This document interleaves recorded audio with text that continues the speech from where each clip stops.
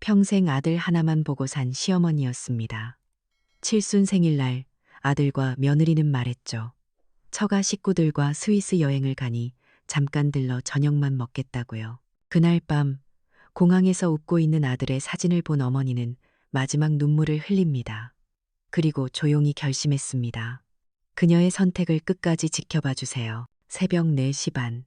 어둠이 채 가시지 않은 대구 서문시장의 공기는 아직 차가웠지만 제 가게 수인의 반찬에서 새어나오는 구수한 냄새는 그 찬기를 기분 좋게 밀어냈어요. 멸치 육수가 끓는 냄새, 고소한 참기름 냄새, 그리고 새벽 이슬과 흙냄새가 뒤섞인 채소 냄새까지. 이게 바로 제 인생의 냄새고 지난 40년간 단 하루도 제 곁을 떠난 적 없는 익숙한 향기였죠. 60하고도 9회를 살았으니 이제 쉴 때도 되지 않았냐. 고들하지만 저한테는 이 새벽 공기를 마시며 가게 셔터를 올리는 게 하루를 시작하는 의식 같은 거예요. 덜커덩 하고 셔터가 올라가면 저 멀리서 두부가게 박 사장님이 손을 흔들어요. 아침에 일찍 나왔니껴.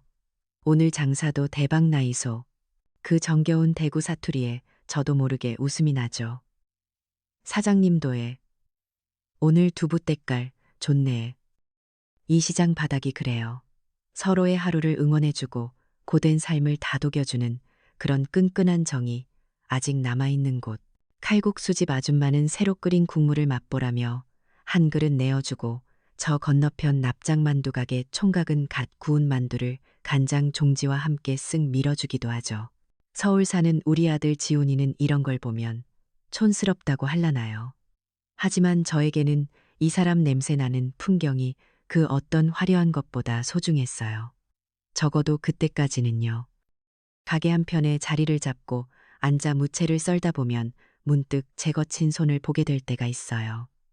쭈글쭈글하고 손톱 밑에는 양념물이 들어 지워지지도 않죠. 이 손으로 우리 지훈이를 키웠어요. 남편은 지훈이가 5살 때 일찍 세상을 떠났고 그때부터 제 인생에는 오직 아들 하나만 남았죠. 낮에는 이 반찬 가게에서 허리 펼 틈 없이 일하고 밤에는 시장 근처 식당에 나가 설거지며 청소며 닥치는 대로 했어요. 하루 서너 시간 쪽잠을 자는 게 전부였지만 피곤한 줄도 몰랐네요. 제 고생이 우리 아들의 미래를 위한 디딤돌이 된다고 믿었으니까요. 어릴 적 지훈이는 참 착하고 속 깊은 아들이었어요. 늦은 밤 파김치가 되어 돌아온 제 어깨를 작은 손으로 주무르며 말했죠. 엄마, 내가 돈 많이 벌어서 꼭 호강시켜 줄게. 세상에서 제일 행복한 엄마로 만들어줄 거야. 그 말 한마디가 저한테는 보약이었고 버팀목이었어요. 그 약속을 지키려고 그랬는지 지훈이는 정말 열심히 공부했고 서울에 있는 명문대에 떡하니 합격했죠.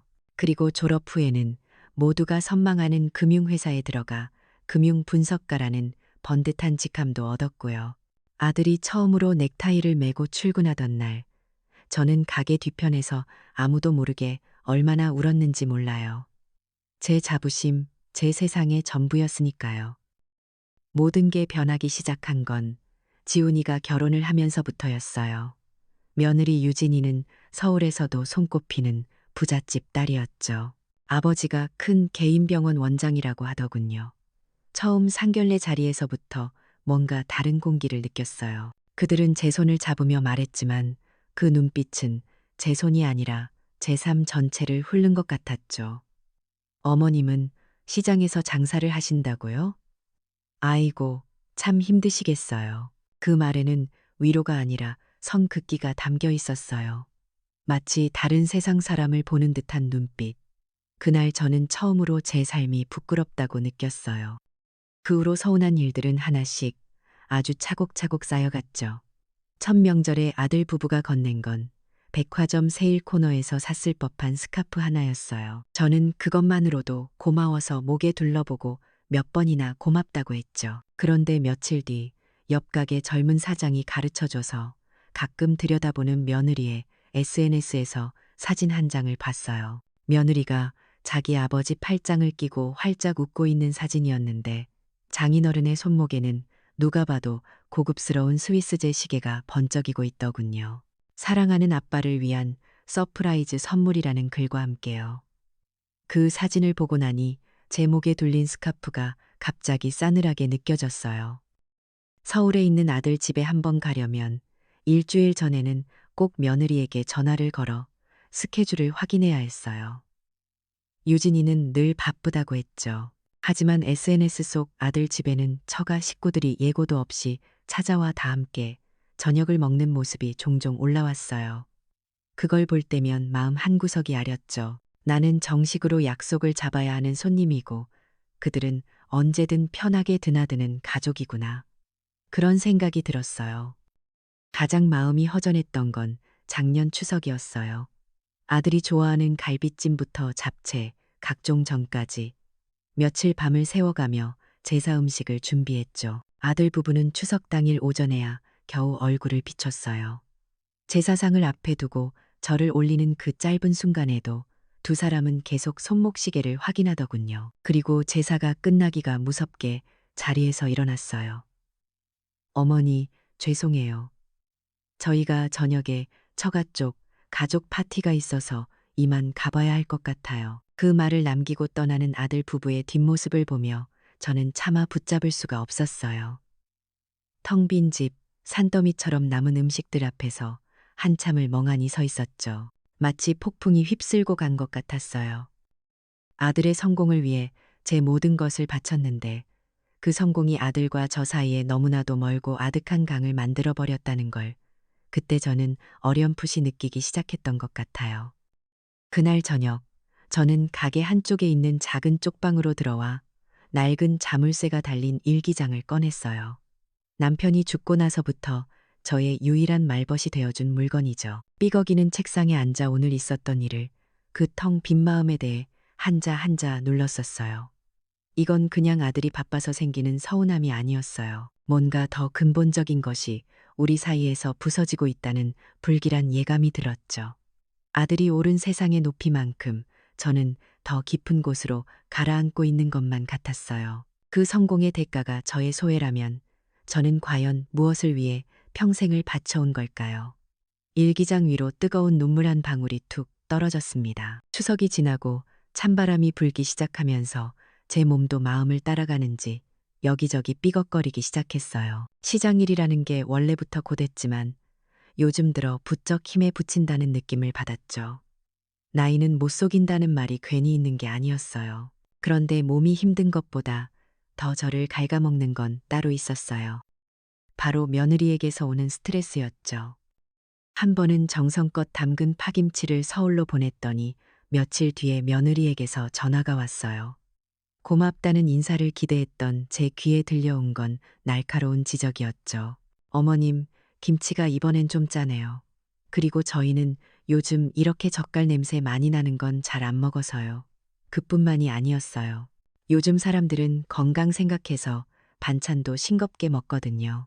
시장 음식은 너무 자극적이라서 라며 은근히 제 음식을, 아니, 제 인생 전부를 타박하는 듯한 말을 덧붙이는 거예요. 전화기 너머로 들려오는 그 차가운 목소리에 심장이 쿵 내려앉는 것 같았어요. 수십 년간 제 자부심이었던 손맛이 한순간에 시대에 뒤떨어진 낡은 것이 되어버린 기분이었죠. 그런 전화가 몇 번 반복되니 저도 모르게 위축되더라고요. 혹시나 내 음식이 아들 내외에게 누가 될까봐 반찬 하나를 만들 때도 몇 번이나 간을 보고 망설이게 됐어요. 시장 이웃들은 제 안색이 점점 어두워진다며 걱정을 했죠. 수희 엄마, 요즘 뭔 일 있나? 얼굴이 반쪽이 됐네. 그럴 때마다 저는 애써 웃으며 아입니다. 가을 타나 봅니다. 하고 둘러댔지만 속은 새까맣게 타들어가고 있었어요. 아들한테 짐이 되는 늙은 엄마가 되고 싶지 않다는 생각, 그 생각 하나로 꾸역꾸역 버티고 있었던 것 같아요. 결국 사달이 난 건 쌀쌀한 가을비가 내리던 날이었어요. 그날따라 유독 몸이 천근만근이었죠. 새벽부터 끓인 시래기국 냄비가 어찌나 무겁던지 그걸 들고 옮기다가 순간 눈앞이 핑 돌았어요. 하는 소리와 함께 정신을 잃었죠. 제가 다시 눈을 떴을 땐 익숙한 가게 천장이 아니라 하얀 병원 천장이 보이더군요. 옆 가게 과일집 최씨 아줌마가 놀라서 달려와 저를 업고 근처 동산의료원 응급실로 데려왔다고 했어요. 의사는 과로와 영양실조가 겹쳤다며 당분간은 무조건 안정을 취해야 한다고 신신당부를 했죠. 링거 바늘이 꽂힌 욱신거리는 팔을 들어 떨리는 손으로 아들에게 전화를 걸었어요. 신호음이 몇 번 울리고 나서야 아들이 전화를 받았죠. 쩌렁쩌렁 울리는 제 심장 소리와는 달리 지훈이의 목소리는 아주 작고 조심스러웠어요.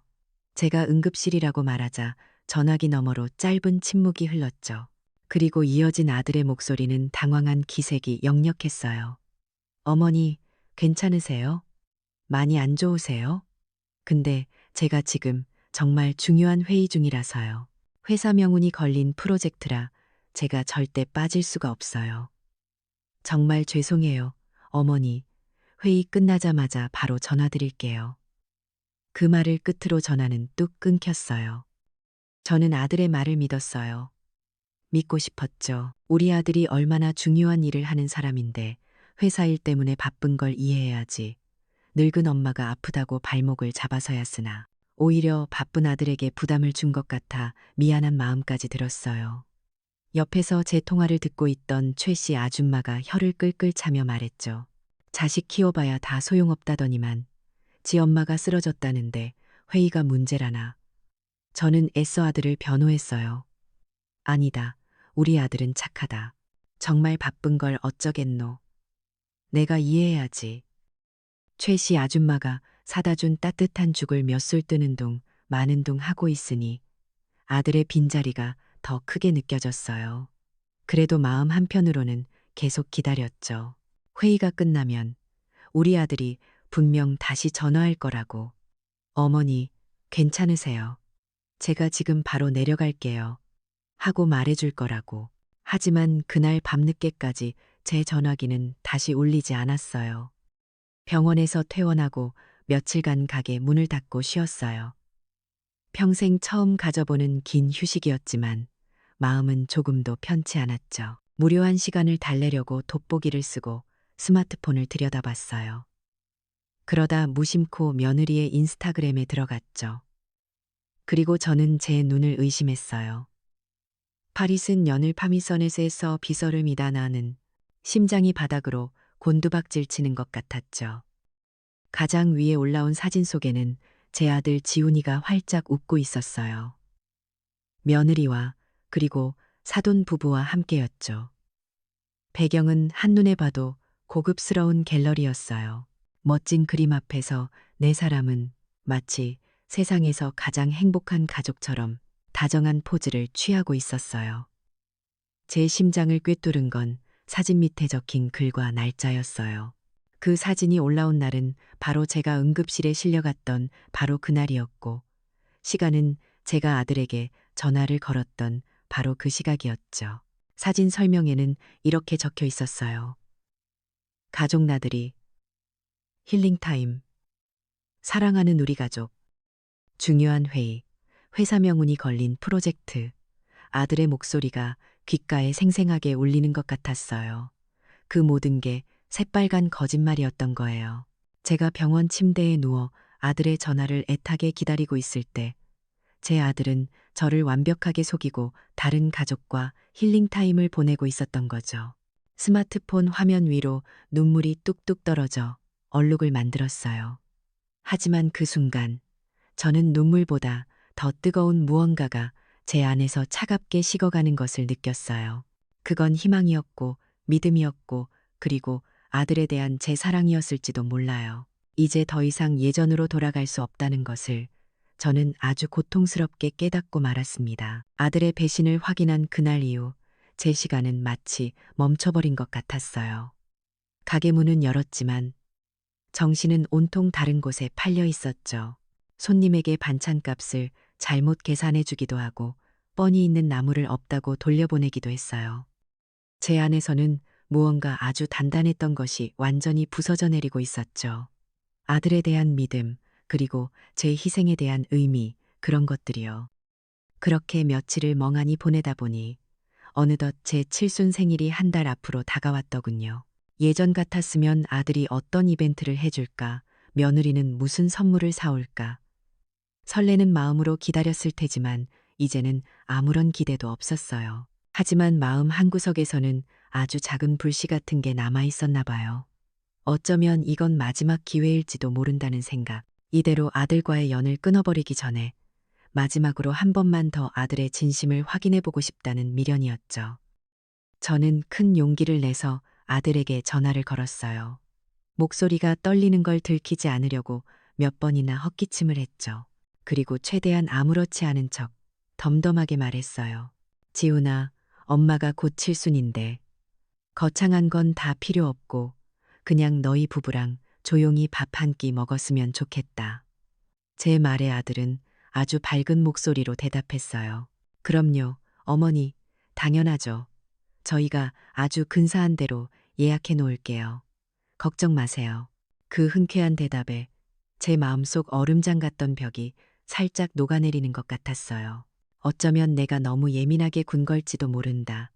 아들은 여전히 나를 생각하고 있을 거라는 헛된 희망을 오랜만에 품어보았죠. 그 후 며칠간은 정말 오랜만에 마음 편히 잠을 잘 수 있었어요.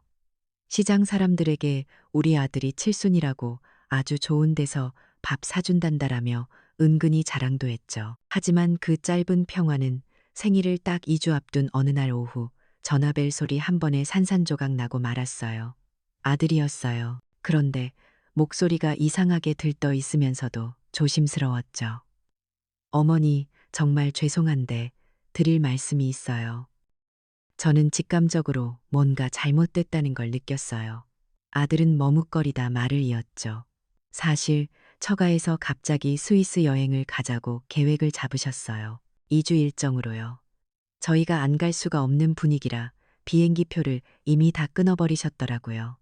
그런데 출발일이 딱 어머니 생신 다음 날이에요. 그래서 말인데 저희가 생신날 저녁에 KTX 타고 대구로 내려가서 식사하고 다음 날 새벽에 바로 인천공항으로 가야 할 것 같아요.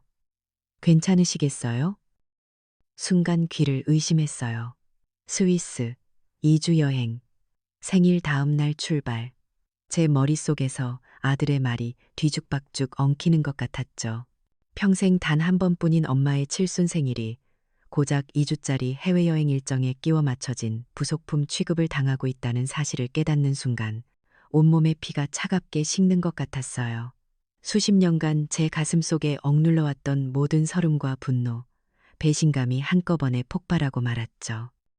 저도 모르게 전화기에 대고 소리를 질렀어요. 제 목소리가 그렇게 날카롭게 갈라져 나올 수 있다는 걸 처음 알았죠. 뭐라고? 내 엄마 칠순이 니들 스위스 여행 가는 길에 잠시 들르는 휴게소냐. 그럴 거면 뭐 타러 와. 당장 전화 끊어. 그리고 다시는 내 앞에 나타나지 마. 저는 그대로 전화기를 벽에 던져버렸어요.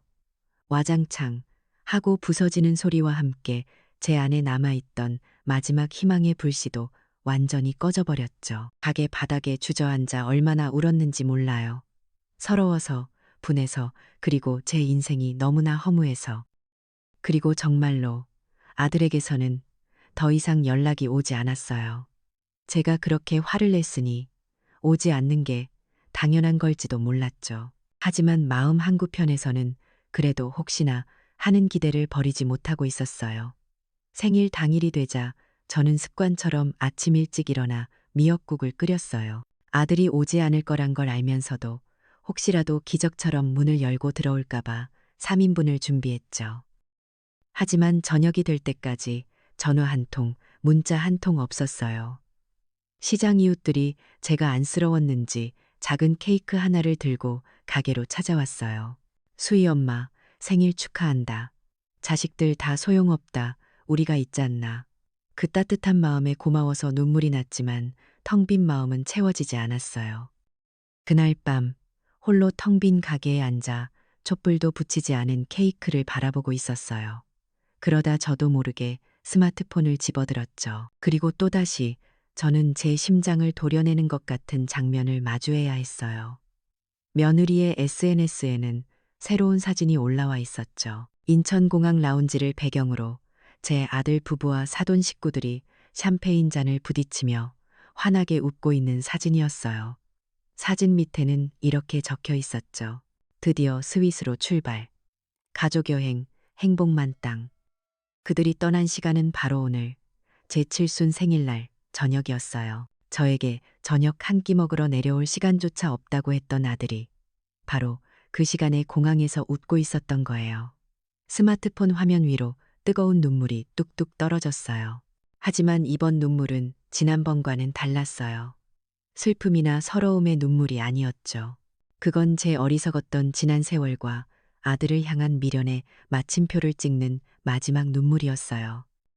눈물이 마른 자리에는 얼음보다 차갑고 강철보다 단단한 결심만이 남았어요. 그래, 이제 정말로 끝이다. 더 이상 너의 어머니로서 살지 않겠다. 지금부터는 오롯이나 김수희의 인생을 살겠다. 그리고 내가 평생을 바쳐 이룬 것들이 얼마나 무서운 무기가 될 수 있는지 뼈저리게 느끼게 해주겠다. 그 밤, 저는 제 인생의 가장 중요한 복수를 조용히 계획하기 시작했습니다. 그날 밤, 제 안에서 무언가 다시 태어나는 기분이었어요. 지난 수십 년간 저를 짓눌렀던 어머니라는 이름의 무게를 벗어던지고 오직 김수희라는 이름 석자만 남은 느낌이었죠. 눈물을 거둔 제 눈빛은 아마 얼음장처럼 차가웠을 거예요. 슬픔이 증발한 자리에는 서늘하고도 명료한 결심만이 남았거든요. 저는 가게 뒤편의 작은 제 방으로 들어가 자개장이 밝힌 낡은 서랍 깊숙한 곳을 뒤졌어요. 손끝에 닿는 차가운 비닐 봉투. 그 안에는 제가 평생을 걸고 지켜온 비밀이 담겨 있었죠. 봉투를 열자 10년도 더 된 빳빳한 종이 냄새가 확 풍겼어요. 아들이 사는 서울 강남의 그 고급 아파트 등기부등본이었어요. 10년 전 아들의 결혼 선물로 그 집을 사주면서도 저는 끝까지 제 명의를 고집했어요. 그때는 혹시라도 아들이 사업에 실패하거나 어려운 일을 당했을 때를 대비한 마지막 보루라고 생각했죠. 하지만 그게 결국 제 손에 들린 가장 날카로운 칼이 될 줄이야. 정말 신의 한 수였던 셈이죠. 사람들은 저를 그저 시장 바닥에서 반찬이나 파는 무지한 늙은이로 봤을 거예요. 제 아들조차도 그렇게 생각했겠죠. 하지만 저는 단순한 장사꾼이 아니었어요. 남편과 함께 시장에서 장사하며 악착같이 돈을 모았고 남편이 떠난 후에도 그 돈을 그냥 썩히지 않았어요. 새벽에는 반찬을 만들고 낮에는 틈틈이 신문을 읽으며 경제 흐름을 공부했죠. 남들이 땅 투기에 열을 올릴 때 저는 조용히 재개발 예정 지역에 작은 상가를 사들였고 주식이 뭔지도 모르던 시절부터 삼성전자 같은 우량주를 꾸준히 모아왔어요. 아무도 모르게 아주 조용히요. 제 눈물과 땀으로 불려온 그 자산들이 이제 저를 지켜줄 유일한 군대가 되어줄 참이었죠. 작전은 신속하고 정확해야 했어요. 아들 부부가 스위스의 눈 덮인 산에서 행복에 겨워하고 있을 바로 그 시간에 저는 그들의 발밑을 완전히 무너뜨려야 했으니까요. 저는 곧바로 스마트폰을 꺼내들었어요. 예전에는 전화나 문자밖에 할 줄 몰랐지만 아들과 소통하고 싶다는 생각에 복지관에서 꾸준히 스마트폰 활용법을 배워둔 게 얼마나 다행이었는지 몰라요. 서울 강남 부동산 급매 전문이라고 검색하자 수많은 업체가 떴죠. 그 중에서 가장 후기가 좋고 신뢰가 가는 중개인에게 전화를 걸었어요. 제 목소리는 조금도 떨리지 않았어요. 다음 날 새벽, 저는 동대구역에서 서울로 가는 첫 KTX에 몸을 실었어요. 차창 밖으로 스쳐 지나가는 풍경을 보며 저는 지난 날이 아닌 앞으로의 계획을 머릿속으로 그리고 또 그렸죠. 강남에 번쩍이는 부동산 사무실에 들어서자 젊은 중개인은 제 행색을 보고 잠시 놀라는 눈치였지만 제가 내민 등기부등본을 확인하고는 금세 태도를 바꾸더군요. 서울의 부동산 시장은 불경기에도 여전히 뜨거웠어요. 중개인은 시세보다 조금만 낮게 금매로 내놓으면 현금 부자들이나 법인에서 바로 연락이 올 거라고 자신했죠. 저는 한치의 망설임도 없이 부동산 매매 위임 계약서에 제 이름을 썼어요. 서울에서 돌아오자마자 저는 다음 단계를 준비했어요. 스마트폰 앱으로 대구에서 가장 큰 이삿짐 센터와 장기 보관이 가능한 창고 업체를 알아보고 계약을 마쳤죠.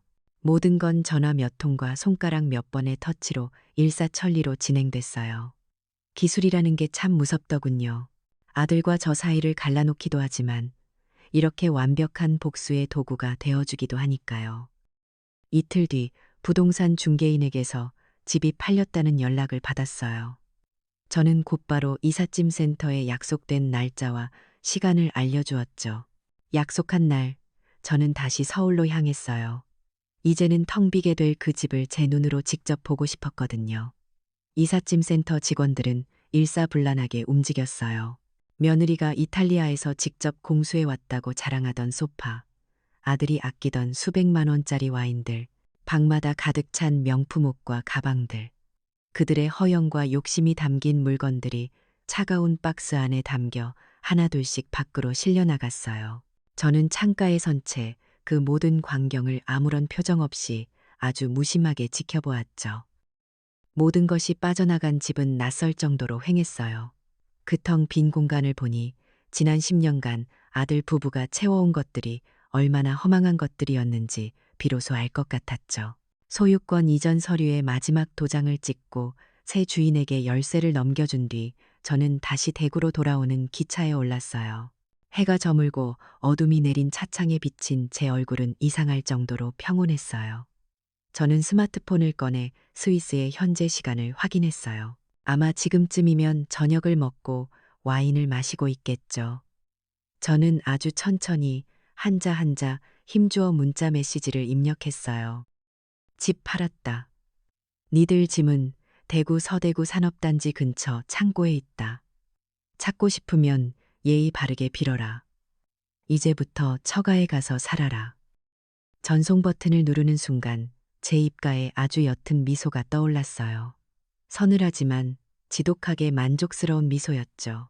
복수는 이제 막 시작되었을 뿐이었어요. 얼마나 지났을까요? 스위스에서 보냈던 2주라는 시간이 그들에게는 꿈 같은 휴가였겠지만 저에게는 제 인생을 건전쟁을 치르는 시간이었죠. 제가 보낸 문자 한 통이 태평양을 건너 스위스의 어느 호텔방에 도착했을 때 아들 부부는 어떤 표정을 지었을까요? 아마 처음에는 믿지 않았을 거예요. 엄마가 설마 하는 아니란 생각이었겠죠. 하지만 한국으로 돌아와 자신들의 집 현관문 앞에서 아무리 비밀번호를 눌러도 문이 열리지 않는 현실과 마주했을 때 그제야 제 문자가 농담이 아니었음을 깨달았을 겁니다.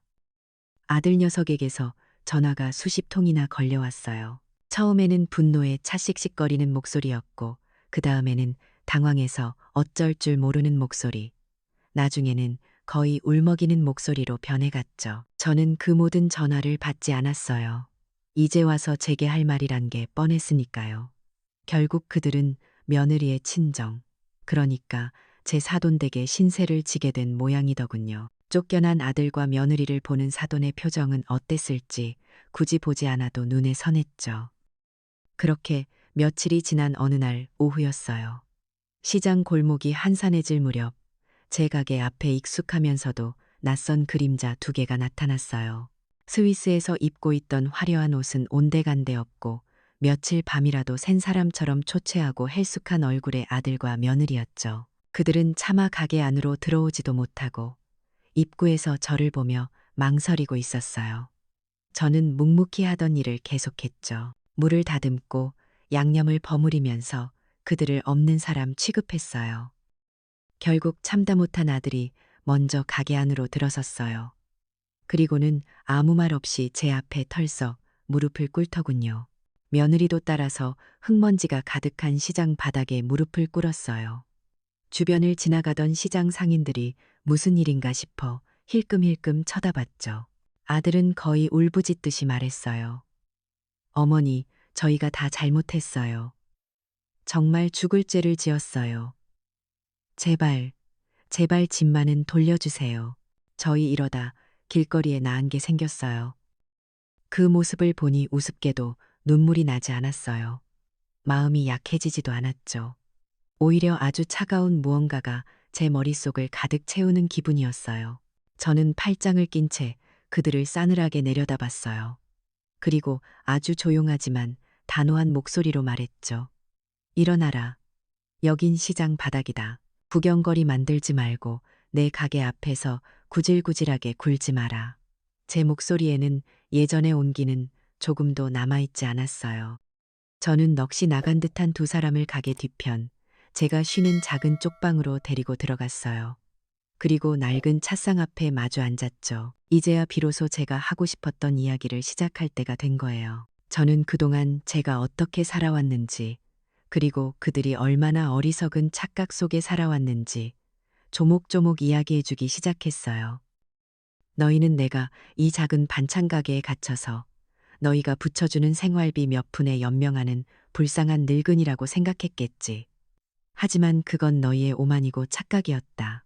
저는 제가 아들 몰래 십수년간 해온 투자 이야기를 꺼냈어요. 제가 가진 부동산과 주식, 그리고 그 자산의 가치에 대해 덤덤하게 설명했죠. 그리고 얼마 전 경주에 아주 근사한 고급 한옥 스테이를 열었다는 사실도 털어놓았어요. 믿지 못하는 두 사람의 얼굴 앞에 저는 제 태블릿 PC를 꺼내보란 듯이 화면을 보여주었어요. 화온, 하웬 이라는 이름의 한옥 스테이 인스타그램 계정이었죠. 전문가가 찍은 것처럼 감각적인 한옥의 사진들, 정갈하고 먹음직스러운 조식 사진 밑에는 경주와 플레이스, 감성 숙소, 인생샷 명소 같은 태그들이 달려 있었어요. 수많은 좋아요와 꼭 한번 가보고 싶어요. 같은 긍정적인 댓글들, 그리고 다음 달까지 예약이 꽉 찬 현황을 보여주는 예약 페이지까지. 제 손가락이 화면을 넘길 때마다 아들과 며느리의 얼굴은 점점 더 하얗게 질려갔어요. 제가 결정타를 날렸죠. 이거 한 달 순수입이 너희 둘 월급 합친 것보다 훨씬 많다. 너희가 살던 그 집 한 돈은 여기 투자금의 일부밖에 안 돼. 처음부터 너희는 내 돈으로 내 집에 얹혀 살았던 것뿐이야. 나는 너희에게 기대어 살던 가난한 늙은이가 아니었다는 소리다. 이제야 알겠니? 아들과 며느리는 충격으로 아무 말도 하지 못했어요.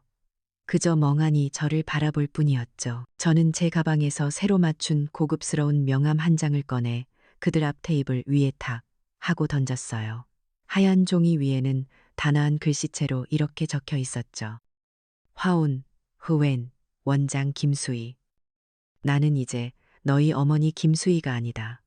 나는 내 사업체를 성공적으로 운영하는 원장 김수희다. 나는 내 이름으로 내 인생을 살고 있고 아주 행복하다. 제 목소리는 조금도 떨리지 않았어요.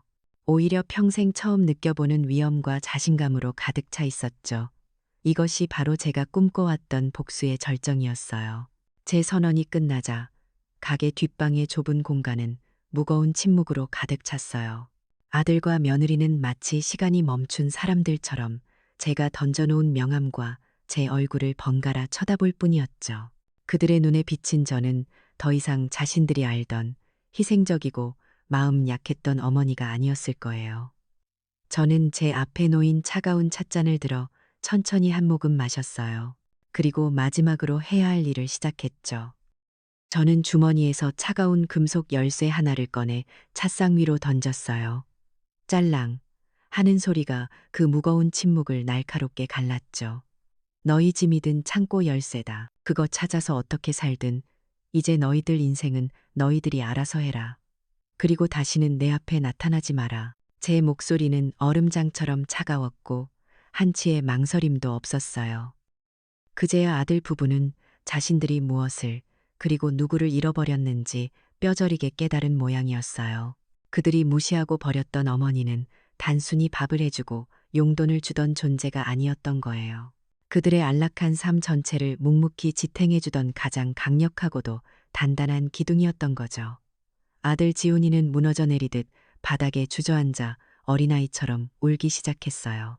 어머니, 제가 다 잘못했어요.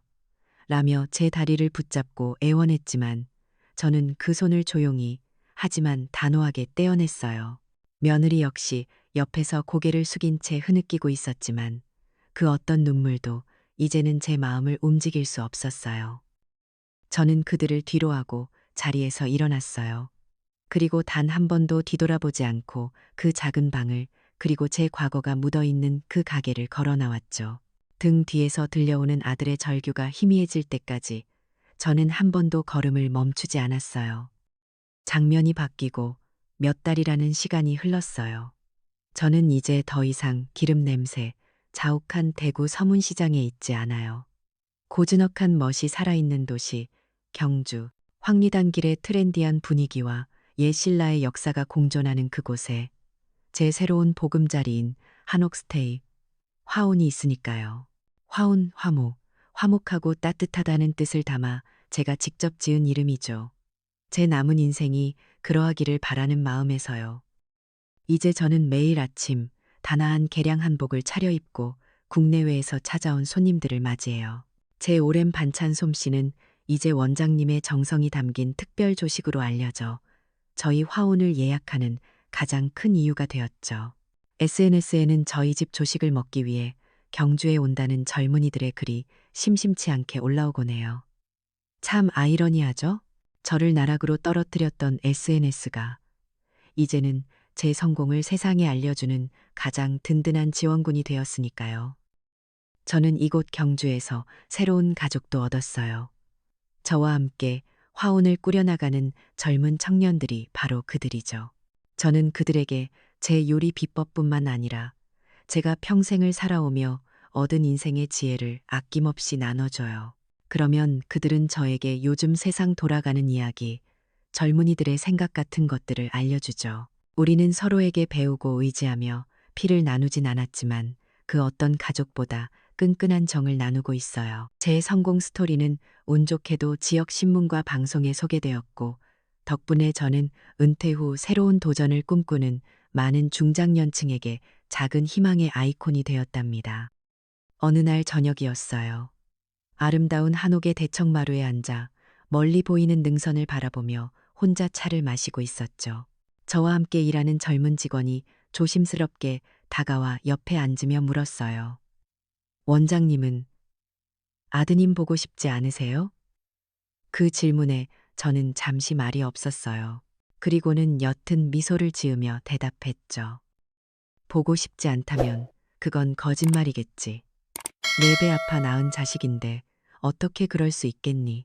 하지만 말이다. 평생을 누군가의 아내, 그리고 내 자식의 엄마로만 살았던 지난 세월보다 지금 이렇게 내 이름 석자로 사는 인생이 훨씬 더 자유롭고 행복하단다. 진정한 효도란 부모를 실망시키지 않는 것이 아니라 부모 없이도 자기 인생을 훌륭하게 잘 살아내는 거라고 생각해. 나는 이제야 그 녀석에게 그걸 가르쳐 주는 중이란다. 제 대답에 젊은 직원은 아무 말 없이 고개만 끄덕였어요. 이야기는 어느덧 저물어가는 석양을 배경으로 아름다운 한옥 처마 밑에 앉아있는 제 모습으로 끝을 맺고 싶네요. 멀리서 들려오는 손님들의 즐거운 웃음소리를 들으며 제 얼굴에는 더 이상 과거의 그늘이나 아픔이 남아있지 않은 아주 평온하고 깊은 미소가 번지고 있어요. 저는 더 이상 누군가의 희생양이 아니에요. 제 삶의 온전한 주인이자 제 인생의 가장 빛나는 시절을 이제 막 시작한 이른의 청춘이니까요. 가족이라는 이름으로 모든 희생이 당연해지진 않아요. 진정한 존중이 없을 때 그 관계는 무너질 수밖에 없죠. 때로는 가장 큰 사랑이 가장 아픈 가르침을 통해 온다는 걸 그녀의 삶이 우리에게 보여주네요.